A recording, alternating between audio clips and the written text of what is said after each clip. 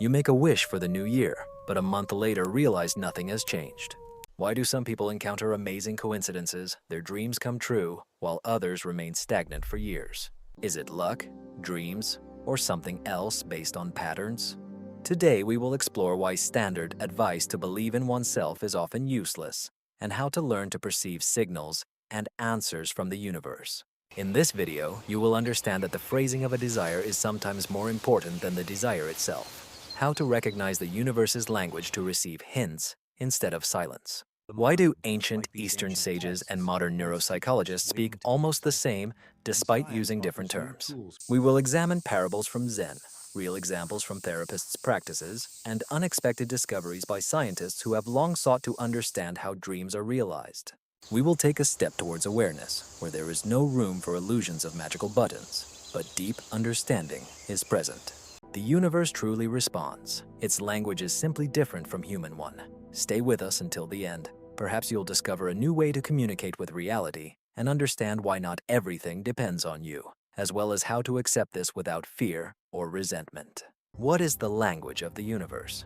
You have probably heard the phrase, "Ask and you shall receive."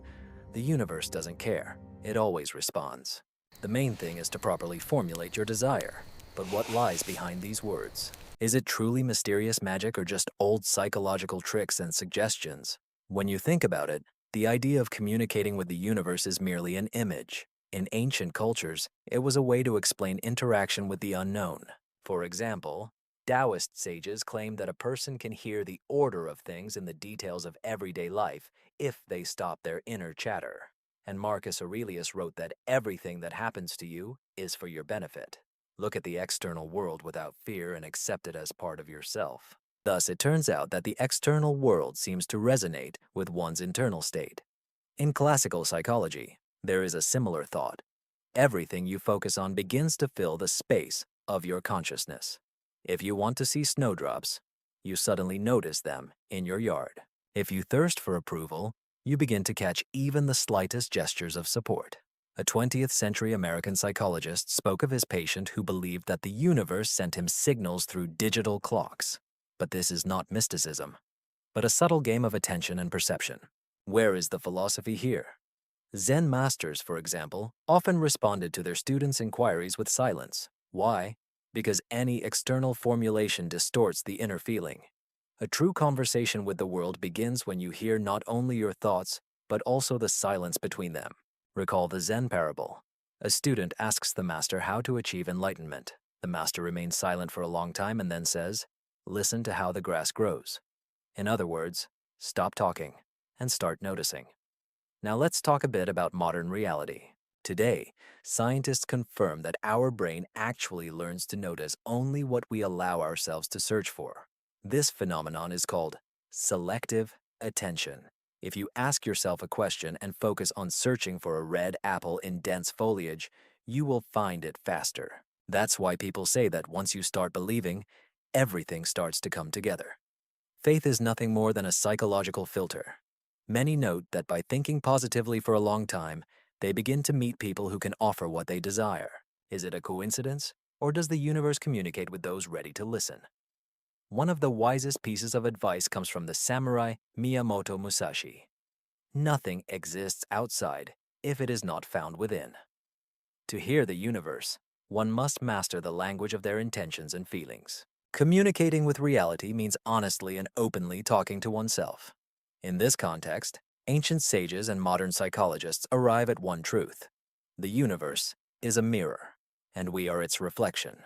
The language of the universe is not a mystical code, but the art of deep attention, trust in one's own feelings, and sincere interaction with what happens around. But what is the meaning of desire itself? And why is the formulation of desire more important than the desire itself? We will talk about this later. Desires and intentions often become traps for many of us. We are raised in an atmosphere where desire is perceived as something magical. To make a wish at the stroke of midnight, to write it on a piece of paper and throw it into the water, and the universe will surely fulfill it. However, psychologists and philosophers assert that the formulation of desire is more important than the desire itself, and sometimes even more important than the result. In Zen Buddhism, there is a story about a man who came to a master asking to be taught how to fulfill desires. The master filled a cup of tea to the brim and continued to pour. The tea began to spill over the edge, and the student exclaimed in confusion, "Why don't you stop?" The master replied, "Here are your desires. You are already overflowing with them, but not ready to accept any." This is a classic example. Most people strive for vague outcomes rather than the feelings that those outcomes can bring. We desire happiness without realizing what that happiness truly means for us. Psychology states that the brain takes commands literally. Vague, contradictory, and tangled desires leave no clear trace for actions. In psychotherapy, there is a case where a client insisted he wanted change but couldn't specify what exactly. When asked to clarify his desire, he lacked the words. This does not happen by chance. A desire that does not become an intention remains just a dream. As Jung said, until you become aware of your unconscious, it will control your life, and you will call it fate. Intention is when a desire takes form, structure, and direction. Philosophers assert that any desire is a dialogue between "I want" and "I am ready to change something for this." If there is no inner agreement and readiness, no universe can hear you, for there is noise and inner conflict. Therefore, clarity and intention are important. There are clients who dream of one thing their whole life, for example, freedom. In new words lies the morning fear of loneliness. Numbering is not just a desire for freedom, but a readiness to accept all consequences associated with that freedom. In reality, desire is only the first step. True alchemy begins when desire grows into intention, involving readiness to change and take responsibility for actions. In Zen philosophy, there is wisdom. Let each thought pass like a cloud. But if you want the clouds to bring rain, give them shape. Formulate your desires precisely. Only then will they gain power. Otherwise, a dream risks disappearing without a trace, even if it reaches the universe. Many people notice that the direction of their attention affects not only their mood, but also their life itself. The more we focus on something significant, the brighter it manifests in our reality. How does this actually happen? Scientists claim that attention is not just a flashlight illuminating parts of the world, but a way our brain's functioning changes. There is a famous psychological experiment. Participants need to count how many times a basketball team passes the ball. Most are so engrossed in the task that they do not notice a person in a gorilla suit walking across the court. Thus, the brain filters out the unnecessary to accomplish the task at hand, even when something astonishing happens before one's eyes. This is the secret of how desires work. If a person is used to seeing only difficulties, the universe is full of problems for them. But as soon as you shift your internal spotlight towards possibilities, new paths, ideas, and even the right people emerge. Many athletes and samurais knew this long before the advent of neurobiology. Japanese warriors practiced zanshin, a holistic awareness of everything happening around them. Master Miyamoto Musashi advised not to fixate on a single thought, or else the enemy may strike you from an unexpected direction. A samurai must be relaxed, yet attentive, perceiving the signals of the surrounding world. Surprisingly, modern psychologists also claim that the wider the field of attention, the greater the chances of catching new opportunities. But is it possible to program oneself to fulfill desires? According to neurologists' observations, if we return daily to the thought of what we desire, the brain restructures its usual neural connections, the effect of habit. The more often you envision the desired outcome, the more familiar it becomes to your nervous system. Experienced athletes experience victory before the start, and their brains begin to anticipate the result, subconsciously finding ways to achieve it. However, there is also a danger. By focusing on absence, we can program ourselves for vivid disappointment instead of success. As in Zen, balance is important here. Keep the goal in sight, but do not grip it with a frantic fixation. Psychologists call this flexible focus, when you guide desire rather than chase it. It has been noted that even in moments of failure, an attentive person catches details from which true successes are born. Attention is not just a tool, but a bridge between desire and reality. The wise say that the flow of life flows where your gaze is directed. Where everything seems meaningless to one person, another suddenly finds treasures in the most ordinary things. This simple secret often divides the fates of people. Have you ever wondered why the universe does not rush to fulfill all our desires? Stoics, followed by modern psychologists, assert that not everything in this world is under our control, and therein lies great wisdom.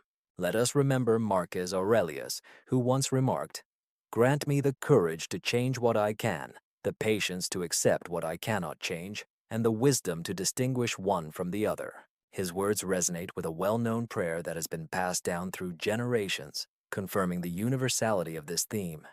From early childhood, we are taught to ask our parents, grandparents, and ultimately, Father Frost. But suddenly there comes a moment when our requests seem to hang in the air. Why does this happen? Demanding the world to fulfill all desires is like trying to control the weather. You can ask for sunshine as much as you want, but if it's raining outside, it won't stop. Psychology confirms the more we are fixated on controlling circumstances, the more vulnerable we become. Many men and women confessed in sessions. I did everything as taught, visualized formulated intentions, monitored my thoughts. Why doesn't this work?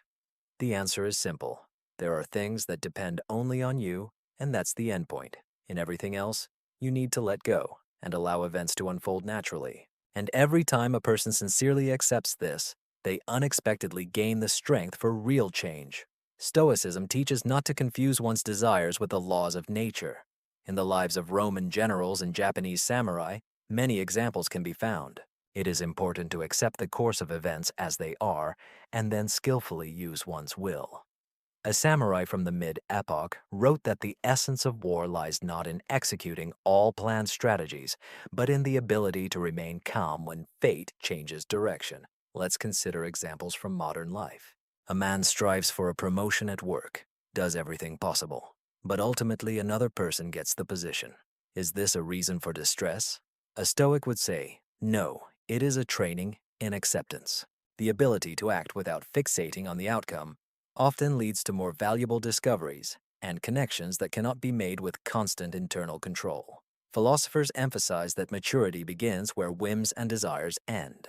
A calm determination to do one's work and accept what happens as a manifestation of a deeper mystery of existence takes their place. Eastern sages call this the flow of Tao, while Western philosophers refer to it as harmony with reality. What are the advantages of such an approach? At an unexpected moment, you discover an extraordinary freedom within yourself. You stop wasting energy on the impossible and, releasing rigid expectations, notice new possibilities. The answers from the universe, previously hidden behind the noise of anxiety, become visible. If you learn to discern where your responsibility ends and the will of events begins, you will finally feel like a participant in the great game, not a perpetual beggar. The universe does not deceive. It is simply much wiser and older than it may appear at first glance. To achieve what you desire, it is not enough to just ask. You must take action. Many modern success researchers would agree with this. You may have noticed that there are people whose dreams seem similar to ours. They also strive for love, money, and health. But for some reason, everything works out for them, while we feel as if we are hitting an insurmountable barrier. What is the secret of their luck? Let's look at this situation through the eyes of both ancient and modern teachers. Buddha taught that one can ask for luck, but if you do not cultivate the land, you should not expect a harvest. Thousands of years before modern psychology, Zen texts insisted that the universe values those who are ready to take the first step on their own. Eastern sages also said that the path to a goal begins with movement. In our daily lives, there are many examples where only actions can breathe life into dreams. For example, an acquaintance long dreamed of leaving his unloved job, constantly waiting for the universe to provide him with the right opportunity. He was sure that if he asked correctly, the chance would simply fall into his hands. However, nothing changed until he started sending resumes, making calls, and learning something new. As soon as he began to act, events started to unfold rapidly, all within a week. Psychologists explain this as the mechanism of engagement. When you not only dream but also take action, even small steps trigger a domino effect. A feedback loop arises. Your actions become a new signal to the world. You are, in a way, telling the universe, I am serious. It is precisely in such moments that unexpected opportunities arise. Remember the myth of Hercules. His success is not tied to prayers to the gods, but to the fact that he, overcoming fear and doubt, continued to move forward. Psychological studies show that failures often occur not because a person does something wrong, but because they do nothing at all. As Bruce Lee said, nothing brings success closer than action.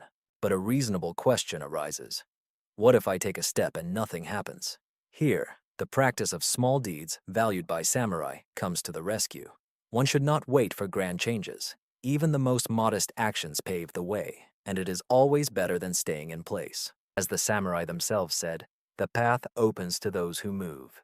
It is noted that as soon as a person begins to act, the surrounding world starts to change in their favor. Opportunities, acquaintances, and ideas seem to come alive in response to your real involvement.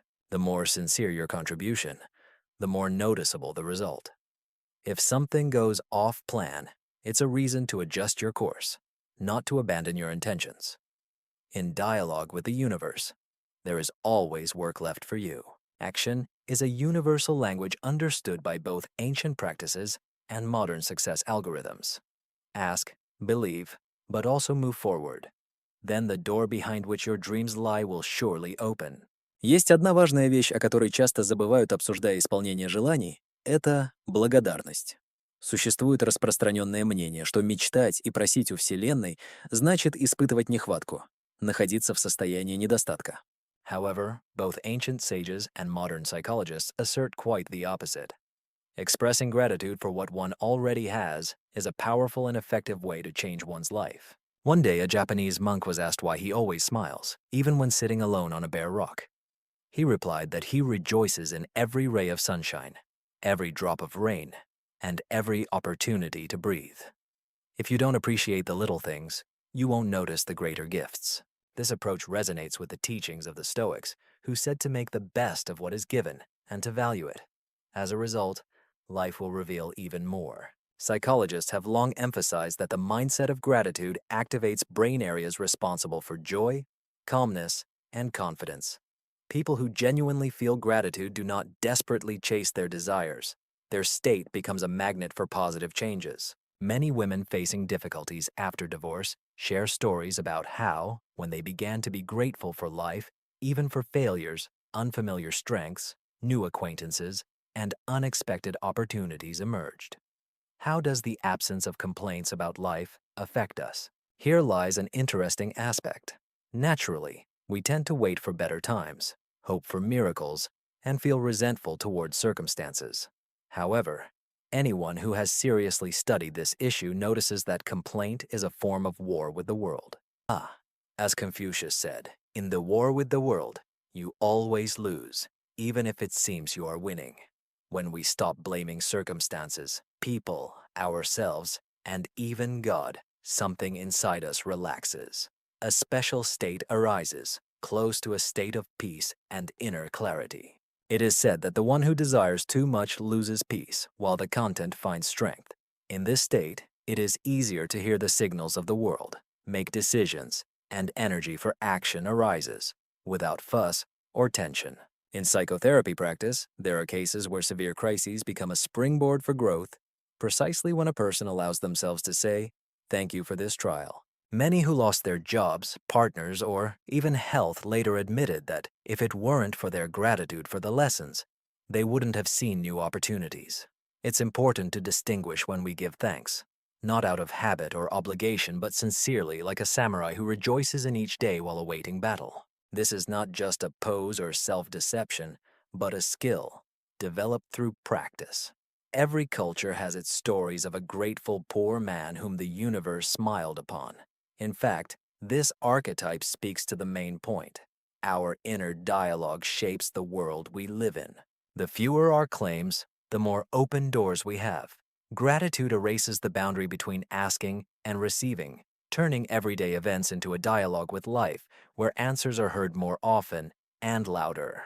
One of the most mysterious themes is the signs or hints that the universe seems to send us. Why are some people confident that they receive answers to their questions from the surrounding world, while others notice no coincidences? Here, philosophy, psychology, and even cautious scientific observations intertwine.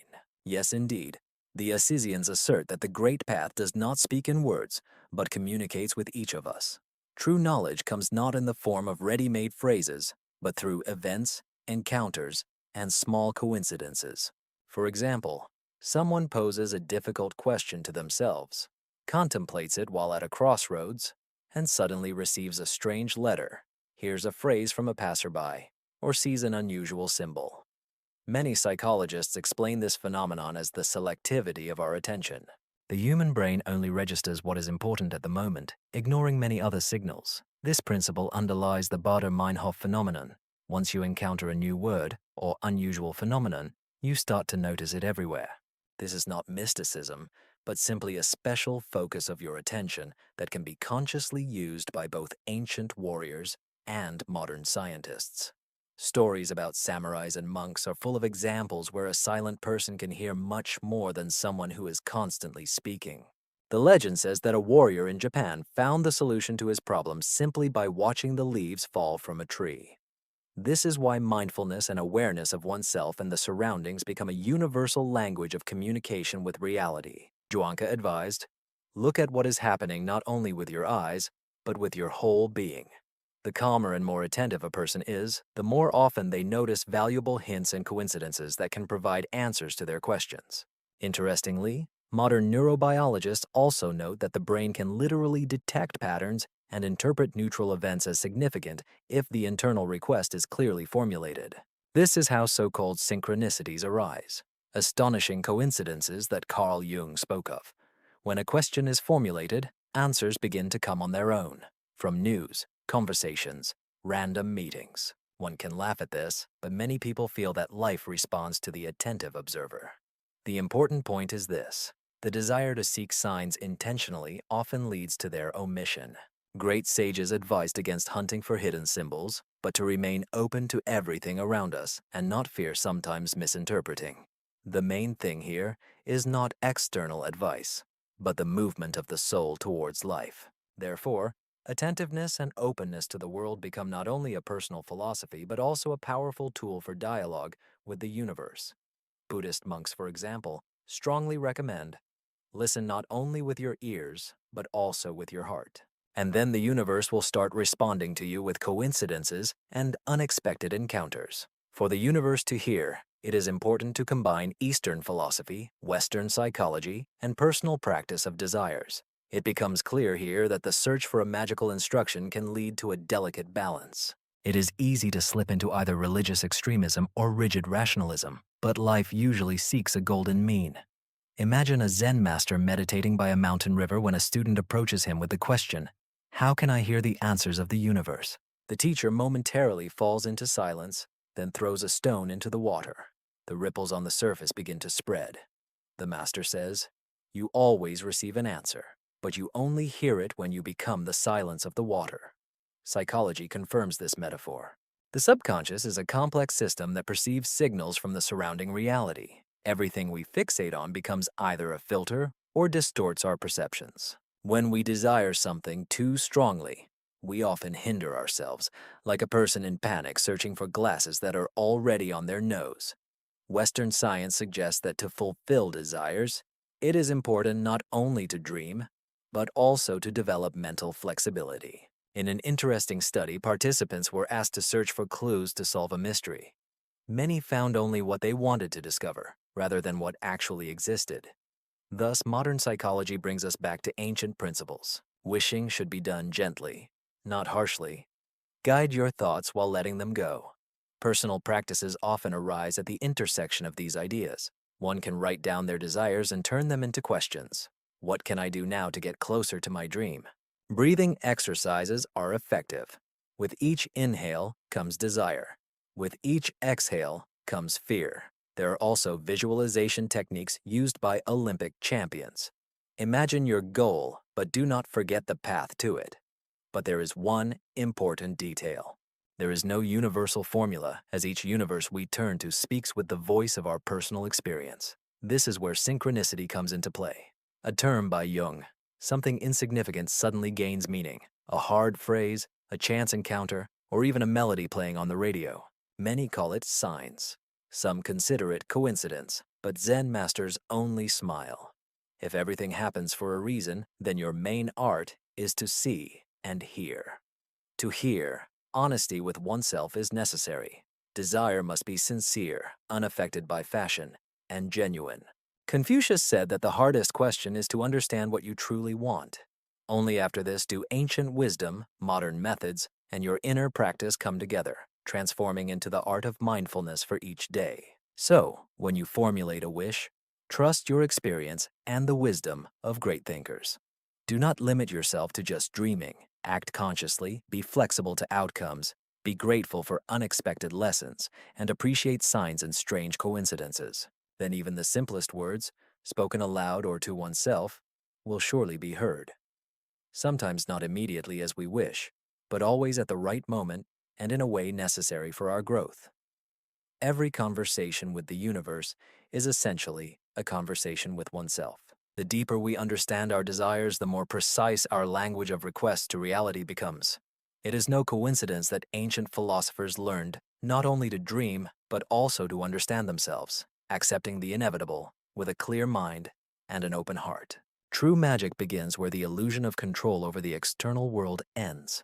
Stoics taught that it is not the storm itself that disturbs a person, but their perception of that storm. If we add to Eastern wisdom the observations of psychologists, we can notice that the more open a person is to the world, the more unexpected and seemingly miraculous coincidences they discover in their life. This is not magic, but a manifestation of mature perception, the ability to perceive events without panic and interpret them in a way that inspires action. Buddha once noted that it is the mind of man that creates his reality. The key lies in establishing an inner dialogue with the language of reality, being attentive and grateful, acting rather than waiting. Then the universe, as if responding to a call, opens new horizons. Those who have truly experienced this at the soul level stop hoping for a miracle, and it is at that moment that it begins to manifest. The first sincere desire to be in harmony with oneself is to realize one's boundaries and permissions. Everything else becomes a continuation of this internal dialogue, reflecting a mature acceptance of oneself and the surrounding world, where the fulfillment of desires becomes a conscious choice rather than a stroke of luck.